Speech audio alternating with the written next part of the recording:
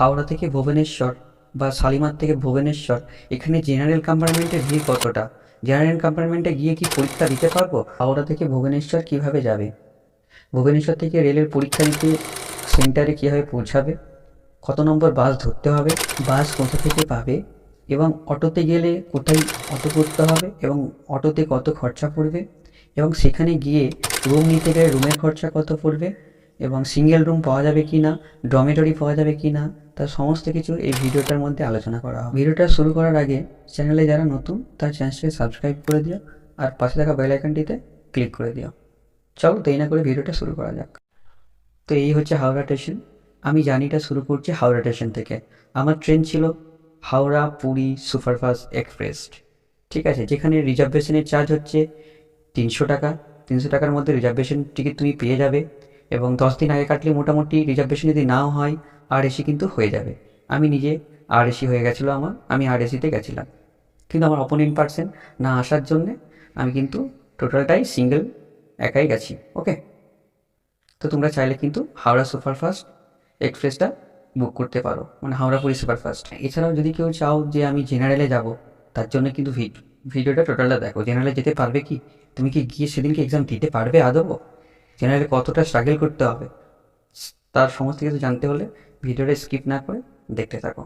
তো প্রথমে তোমরা হাওড়া স্টেশনে চলে আসবে। হাওড়া স্টেশনের যে পুরী সুপারফাস্ট এক্সপ্রেসটা রয়েছে সেটা কিন্তু 23 নম্বর প্ল্যাটফর্ম থেকে ছাড়বে, ঠিক আছে। হাওড়া পুরী সুপারফাস্ট এক্সপ্রেস 23 নম্বর প্ল্যাটফর্ম থেকে ছাড়বে। তো যথারীতি তোমরা হাওড়ার যে আন্ডারগ্রাউন্ডটা রয়েছে সেখানে চলে আসবে। যদি কেউ জেনারেলে যেতে চাও তো জেনারেলে যাওয়ার জন্য সে এখান থেকে কিন্তু টিকিটটা কালেক্ট করে নেবে। সেটা কিন্তু আনরিজার্ভ টিকিট হবে, তোমাকে কিন্তু জেনারেলে জার্নি করতে হবে। তো যাওয়ার পরে তোমরা হাওড়া স্টেশনে প্রবেশ করবে। হাওড়া স্টেশনে এই ডিসপ্লে বোর্ড রয়েছে, ডিসপ্লে বোর্ডে বিভিন্ন ট্রেন কত নম্বর প্ল্যাটফর্মে রয়েছে সেটা দেখতে হবে। তারপর ঠিক এখানে 17 থেকে 23 নম্বর যাওয়ার যে ওয়েটা রয়েছে অর্থাৎ ডিরেকশনটা রয়েছে, সেই ডিরেকশনটা ফলো করে তোমরা 17 থেকে 23 নম্বর প্ল্যাটফর্মে প্রবেশ করবে। 17 থেকে 23 নম্বর প্ল্যাটফর্মে বেসিক্যালি সাউথের যে ট্রেনগুলো রয়েছে সেগুলো এখান থেকে ছাড়া হয়। তো এখানে ডিসপ্লেতে দেখবে তোমার ট্রেন কখন ছাড়ছে, টাইম অনুযায়ী ট্রেন ছাড়বে।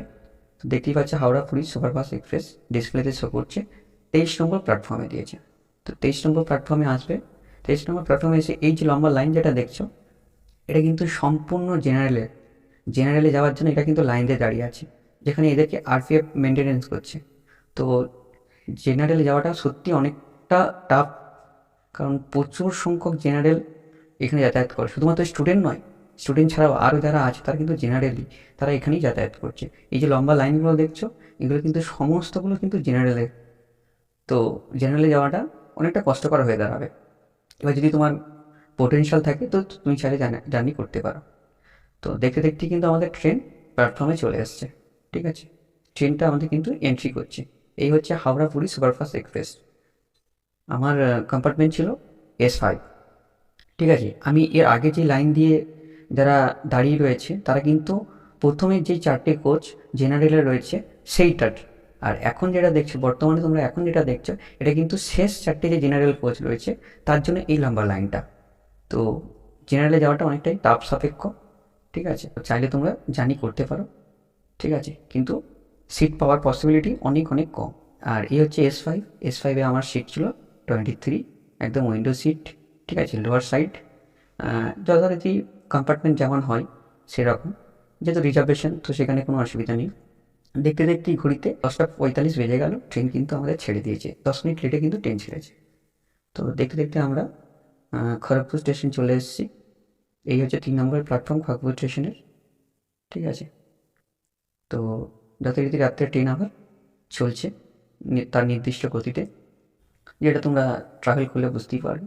এটাকে বলার মতো কিছু নেই। দেখতে দেখতে কিন্তু আমরা বালেশ্বর পৌঁছে গেছি। এই হচ্ছে বালেশ্বর স্টেশন। বালেশ্বর স্টেশনে কিন্তু ট্রেন দাঁড়িয়ে গেছে। তারপরে এই বালেশ্বর স্টেশনে তোমরা চাইলে কিন্তু এখান থেকে কিছু ফুড খাবার নিয়ে নিতে পারবে, অসুবিধা নেই। বালেশ্বর স্টেশনের পরে ট্রেন কিন্তু প্রত্যেকটা স্টপেজেই স্টে করেছে, কিন্তু আমি ঘুমাচ্ছিলাম বলে ভিডিও টেক করা হয়নি, ঠিক আছে। তো দেখতে দেখতেই আমি একদম ভুবনেশ্বরে ঢোকার আগে তখন আমার ঘুম ভাঙে এবং ভুবনেশ্বরে গিয়ে আমি দেখি ট্রেন প্ল্যাটফর্মে দাঁড়িয়ে গেছে। প্ল্যাটফর্মে দাঁড়ানোর পরে তোমরা বেসিক্যালি যদি অটোতে করে যাবো ভাবো তো তোমরা নম্বর প্ল্যাটফর্ম দিয়ে বেরিয়ে আসবে। নম্বর প্ল্যাটফর্ম দিয়ে বেরিয়ে এসে এই যে জায়গাটা দেখছো, যেখানে টিকিট কাউন্টার রয়েছে, একটা ওয়েটিং হলের মতো রয়েছে, তো এখানে প্রচুর অটো রয়েছে। তো অটোতে চাইলে তুমি যেতে পারো, কিন্তু বিষয় হলো একটা, অটোতে যেতে গেলে তোমার জন্য কিন্তু 700 টাকা বলছে, 300 টাকায় তোমাকে নিয়ে যাচ্ছে। সো যেখানে 300 টাকা দেওয়াটা সত্যি অনেকটা আমাদের মতো মিডিল ক্লাসের স্টুডেন্টদের কাছে চাপের বিষয়। তো এখান থেকে চাইলে তোমরা অটোটা নিয়ে নিতে পারবে। তাছাড়া যারা এক্সামের একদিন আগে যাচ্ছ, তারা এই বিভিন্ন গেস্ট হাউসগুলো রয়েছে, এই গেস্ট হাউসগুলোতে কিন্তু স্টে করতে পারবে। এটা কিন্তু নম্বর প্ল্যাটফর্মের।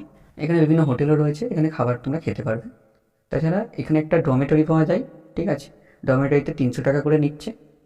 তো এখানে ডরমেটরি রয়েছে নম্বর প্ল্যাটফর্মের সাইডে। কিন্তু আবারও বলছি, দুটো এক্সিট পয়েন্ট আছে, একটা নম্বর, একটা হচ্ছে 1 নম্বর। তো নম্বর সাইডে, এটা হচ্ছে নম্বর সাইডের লুক। তো নম্বর সাইডে এখানে কিন্তু তোমার ডরমেটরি পেয়ে যাবে, অ্যাভেলেবেল থাকে, ফ্রি ওয়াইফাইও আছে। তোমরা এখানে গিয়ে ওনারের সাথে কথা বলে নেবে।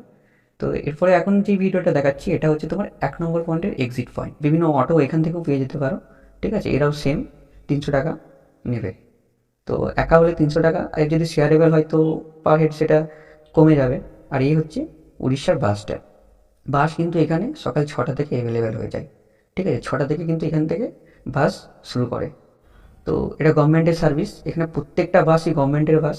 প্রাইভেট বাস খুব কম আছে, আছে কিন্তু অনেকটা কম আছে। আর এখানে যেহেতু এগুলো গভর্নমেন্ট বাস, আর প্রত্যেকটা ইলেকট্রিক বাস, ভাড়া কিন্তু অনেক কম।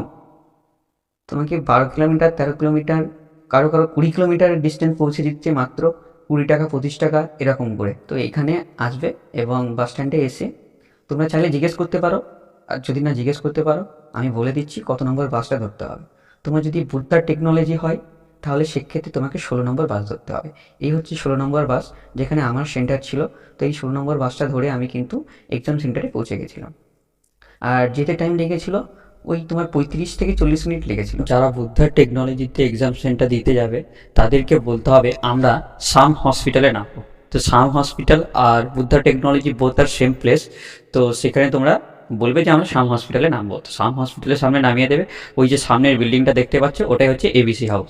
এই এবিসি হাউসই আছে কিন্তু বুদ্ধা টেকনোলজি এক্সাম সেন্টার। তো বাসটা ঠিক রাস্তার এই সাইডে নামিয়ে দেবে এবং হেঁটে হেঁটে তুমি এইটুকু চলে আসতে পারবে। তারপরে যারা ভাবছো যে আমরা এক্সাম সেন্টারের কাছে রুম ভাড়া নেবো, তো ওখানে কিন্তু অনেক গেস্ট হাউস আছে, ওখানে কিন্তু তোমরা রুম ভাড়া নিতে পারবে। যেমন আমি একদিন আগে পৌঁছে গেছিলাম এবং সেখানে গিয়ে এই রুমটা আমরা ভাড়া নিয়েছিলাম। এবং রাস্তায় যেতে যেতে আমার আরও 3 জনের সাথে পরিচয় হয় এবং তারাও সেম একই সাথে এক্সাম একই সেন্টারে পড়েছিল। তো আমরা এই রুমটা বেসিক্যালি ভাড়া নিয়েছিলাম। তো এখানে রুমটা 800 টাকা নিয়েছিল, আমরা 4 জন ছিলাম। পার হেড 200 টাকা করে আমাদের পড়েছিল। এই যে ওই বিল্ডিংটা দেখা যাচ্ছে, এটাই হচ্ছে কিন্তু এক্সাম সেন্টার। তো রুম থেকে এক্সাম সেন্টার সুন্দর একটা ভিউ দেখা যাচ্ছিল। তাহলে তাছাড়া যদি তোমরা কেউ 6 জনও থাকো, 7 জন থাকো, তো নিজেতে তোমরা কিন্তু বেডশিট ইয়ে করে ঘুমাতে পারবে। ফ্যান রয়েছে, লাইট, আর ওয়াশরুম বাথরুম সবই আছে। যারা তোমার বুদ্ধা টেকনোলজিতে এক্সাম সেন্টার পড়েছে, তাদের কিন্তু খাবারের কোনো চাপ নেই কো। আশেপাশে অনেক খাবারের দোকান আছে এবং শুধুমাত্র ওখানে নয় কো, উড়িষ্যার প্রত্যেকটা জায়গাতে কম টাকার মধ্যে অনেক সুন্দর সুন্দর খাবার রয়েছে। যেমন বেসিক্যালি মাছ ভাত, আমাদের ওয়েস্ট বেঙ্গলে অনেকটা প্রাইসেবল, কিন্তু ওখানে 60 টাকায় মাছ ভাত পেয়ে যাবে। ইভেন সেটা তুমি যতটা খুশি খেতে পারবে। যেটা আমাদের এখানে বেসিক্যালি পেট ভরে ভাত যেটা বলে, সেটা কিন্তু ওখানে পেট ভরে 60 টাকায় মাছ ভাত। তো যদি কেউ ডিম ভাত খেতে যাও, তো সেক্ষেত্রে ডিম ভাতের দামও 60 টাকা, কিন্তু ডবল ডিম থাকছে। আর তাছাড়া ভেজ 50 টাকা। ওখানে ভেজ আর নন ভেজের মধ্যে খুব একটা ডিফারেন্স নেই। এই রুমগুলো চাইলে তোমরা স্টে করতে পারো। আর রুমের আমি কন্ট্যাক্ট নাম্বার দিয়ে দেবো, ওখান থেকে ফোন করে নিতে পারো। অনেকগুলো আছে, কৈলাস আছে, তারপরে গোল্ডেন আছে, আরও অনেক গেস্ট হাউস রয়েছে এক্সাম সেন্টারের কাছে। তো ওখানে তোমরা স্টে করতে পারো। এই যে বুদ্ধা টেকনোলজি রয়েছে, যেখানে বাস তোমাদেরকে নামিয়েছিল, ঠিক সেম জায়গা থেকে রাস্তার অপোজিটে, ওটা একটা এনএইচ, ন্যাশনাল হাইওয়ে 16। তো তার ঠিক অপোজিটে আবার সেম বাস নাম্বার 16। ওখান থেকে তোমরা বাস ধরে আবার উড়িষ্যা বাস স্ট্যান্ডে চলে আসতে পারবে। উড়িষ্যা বাস স্ট্যান্ডে এসে তোমাকে আবার রেল স্টেশনের এখানটাতে নামিয়ে দেবে। চলো এবার বাড়ি কীভাবে ফিরবে ওখান থেকে সেটা দেখে নিয়ে যাক। তো বাড়ি ফিরতে হলে তোমাকে আবার সেই ভুবনেশ্বর রেলওয়ে স্টেশনে আসতে হবে এবং সেখান থেকে ট্রেন ধরতে হবে। যাদের রিজার্ভেশন করা আছে তাদের টাইমিং অনুযায়ী ট্রেন তোমরা ধরবে, কিন্তু যাদের রিজার্ভেশন করা নেই, যারা ভেবেছে আসার সময় আমরা জেনারেলে চলে আসবো, তাদের জন্য কী রকমভাবে আসতে হবে সেটা দেখিয়ে দিচ্ছি। প্ল্যাটফর্মে যাবে, যেরকম ট্রেনের টাইম শিডিউল আছে সেই টাইম শিডিউল অনুযায়ী সেই প্ল্যাটফর্মে ট্রেন কিন্তু এন্ট্রি করবে। এবং আমাদের ট্রেনটা কিন্তু এসে গেছে। এই ট্রেনটা তোমার পুরী থেকে হাওড়া, পুরী হাওড়া আবার এসে। তো এই ট্রেনটাতে আমি জেনারেল কম্পার্টমেন্টে ট্রাভেল করছি। তো জেনারেল কম্পার্টমেন্টে ট্রাভেল করলে ঠিক কতটা তোমার স্ট্রাগল করতে হবে সেটা দেখাচ্ছি। তো প্রচণ্ড ভিড় রয়েছে এখানে, ঠিক আছে, সবাই দাঁড়িয়ে রয়েছে ট্রেনটা ধরার জন্য। আর এখানে এখন এই মুহূর্তে যারা দাঁড়িয়ে রয়েছে প্রত্যেকে কিন্তু স্টুডেন্ট, তারা কিন্তু প্রত্যেকে কিন্তু আরআরবির এক্সাম দিতে এসেছিলো। তো বুঝতেই পারছো ট্রেন কিন্তু অনেকটা ভিড় হয়ে যাবে। আর এই যে উঠে পড়েছি, আমি একটা সিট কিন্তু পেয়ে গেছি। আর দেখতেই পাচ্ছ কতটা ভিড় রয়েছে। যেগুলো ওপরে আপার থাকে, যেগুলোতে বেসিক্যালি একজন দুজন করে শোয়, ওখানে কিন্তু এখন শোয়ার কোনো পজিশন নেই। এক একজন এক একটা ইতে তিনজন করে রয়েছে। অনেকে রয়েছে যারা কিন্তু কোনো সিট পায়নি, তারা মেঝেতেই কিন্তু বসে রয়েছে, অনেকে দাঁড়িয়ে রয়েছে। তো এইভাবে কিন্তু তোমাকে জেনারেল কম্পার্টমেন্টে জার্নি করতে হবে। তো জেনারেল কম্পার্টমেন্টে জার্নি করা সত্যি অনেকটা কষ্টকর।